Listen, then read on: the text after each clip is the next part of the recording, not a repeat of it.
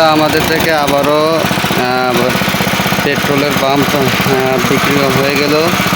তো এটা মডেল হলো এসিআই মোটরস, এসিআই কোম্পানির মাল। তো যাদের লাগবে অবশ্যই আমাদের সাথে যোগাযোগ করবেন।